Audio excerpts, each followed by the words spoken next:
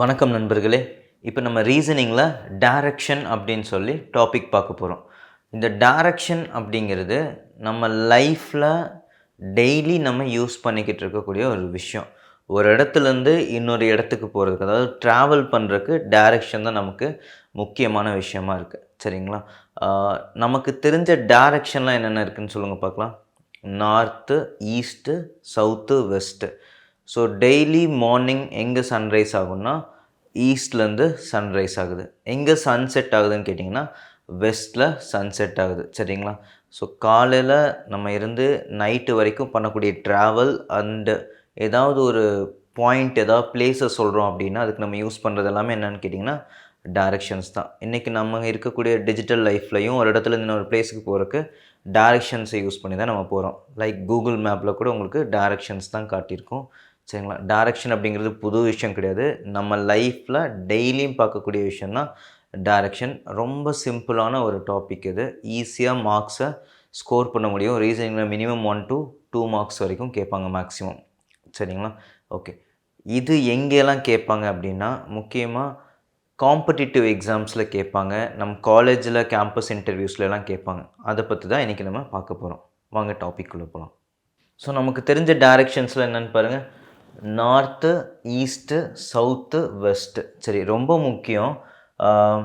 ஒரு டைரக்ஷனை ஒரு சைடு தெரிஞ்சால் போதும், ரிமைனிங் இருக்க 4 சைடையும் ரிமைனிங் இருக்க 3 சைடையும் நம்மளால் ஃபில் பண்ண முடியும். எப்படின்னு கேட்டிங்கன்னா நார்த்தோட கிளாக் வைஸ் டிரெக்ஷன், இதுதான் நம்ம என்ன சொல்லுவோம், கிளாக் வைஸ் டிரெக்ஷன்னு சொல்லுவோம். இது என்னென்னு கேட்டிங்கன்னா ஆன்டி கிளாக் வைஸ் டிரெக்ஷன் அப்படின்னு சொல்லுவோம். சரிங்களா? அப்போது நார்த்தோட கிளாக் வைஸ் தான் எப்போவுமே என்ன இருக்குன்னு கேட்டிங்கன்னா ஈஸ்ட் இருக்கும். மறந்துடாதீங்க. எங்கே நார்த் இருக்கோ நார்த்தோட கிளாக் வைஸில் நெக்ஸ்ட்டாக என்ன இருக்குன்னு கேட்டிங்கன்னா ஈஸ்ட் இருக்கும். நார்த்தோட ஆப்போசிட் எப்போவுமே சவுத் மட்டும்தான் இருக்கும். தென் ஈஸ்டோட ஆப்போசிட் வெஸ்ட்டாக இருக்கும். ஸோ அப்போது இதில் உங்களுக்கு எது கொடுத்தாலுமே அங்கேருந்து ரிமைனிங் இருக்க 3 டைரக்ஷன்ஸையும் நம்மளால் ஃபில் பண்ண முடியும். சரிங்களா? இது ஒன்று. ரெண்டாவது, இந்த மொத்த சர்க்கிள் இருக்குது இல்லைங்களா, அந்த சர்க்கிள் டிகிரியாக பார்த்தீங்கன்னா இது எவ்வளோ இருக்குன்னா 360 டிகிரி இருக்கும். இந்த டோட்டல் சர்க்கிள் அப்படிங்கிறது நமக்கு 360 டிகிரி.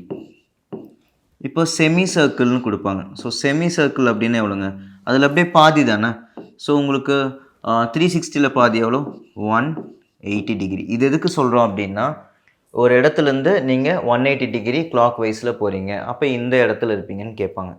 தென் அதே இடத்துலேருந்து 180 டிகிரி ஆன்டி கிளாக் வைஸ் போகிறீங்க, இல்லை கிளாக் வைஸில் 360 டிகிரி போகிறீங்க, தென் 45 டிகிரி போகிறீங்க அப்படின்லாம் கேட்பாங்க. ஸோ அப்போது அதில் ஹாஃப் அப்படிங்க 1/4 ஆஃப் த சர்க்கிள் அது என்னவாக இருக்குன்னு பாருங்கள், 90 டிகிரியாக இருக்கும். தென் இதில் ஹாஃப் பாருங்கள்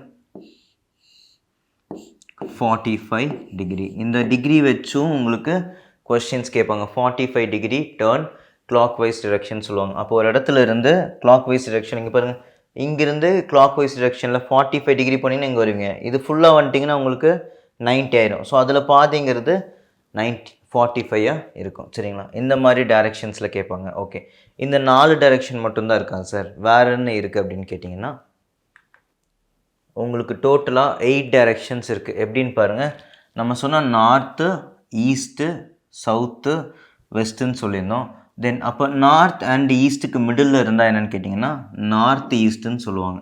ஸோ நார்த் அண்ட் ஈஸ்ட்டுக்கு மிடில் இருக்கிறத நார்த் ஈஸ்ட்டுன்னு சொல்லுவாங்க. தென் சவுத் அண்ட் ஈஸ்ட்டுக்கு மிடில் இருக்கிறத சவுத் ஈஸ்ட், சவுத் அண்ட் வெஸ்ட்டுக்கு மிடில் இருந்துச்சுன்னா சவுத் வெஸ்ட்டு, நார்த் அண்ட் வெஸ்ட்டுக்கு மிடில் இருந்துச்சுன்னா நார்த் வெஸ்ட்டுன்னு சொல்லுவாங்க.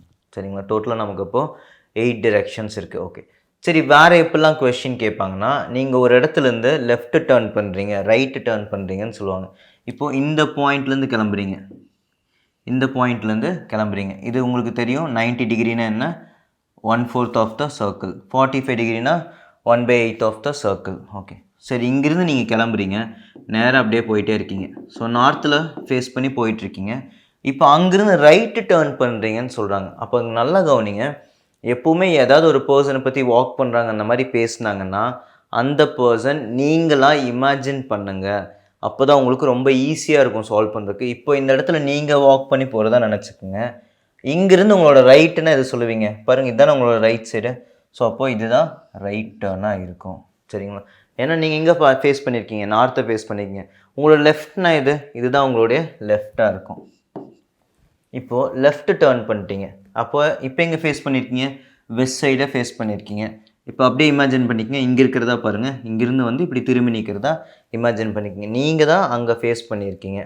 அப்போது நீங்கள் இங்கேருந்து இப்படி ஃபேஸ் பண்ணியிருக்கீங்கன்னா உங்களோட லெஃப்ட் எதுவாக இருக்கும், நீங்கள் இருக்கிற இடத்துலேருந்து பார்க்கக்கூடாது, உங்களை அந்த இடத்துல இமேஜின் பண்ணி அப்போது இது லெஃப்டாக இருக்கும்னு பாருங்கள். இதுதான் உங்களுடைய லெஃப்டாக இருக்கும். தென் ரைட்னா எங்கே போவீங்க, மேலே போவீங்க. எப்போவுமே ஒரே மாதிரியே இருக்காது லெஃப்ட் ரைட்டு. நீங்கள் எந்த இடத்துக்கு போகிறீங்களோ அங்கேருந்து உங்களோட லெஃப்ட் எது ரைட் எதுங்கிறத பார்க்கணும். சரிங்களா? அதில் தான் ஒரு சிலர் தப்பு பண்ணிடுவாங்க. அங்கே நீங்கள் கட்டாயம் தப்பே பண்ணக்கூடாது. ரொம்ப சிம்பிள். அந்த இடத்துல நீங்கள் இருக்கிறத உங்களை இமேஜின் பண்ணிக்கோங்க. ரொம்ப ஈஸியான டாபிக் இது.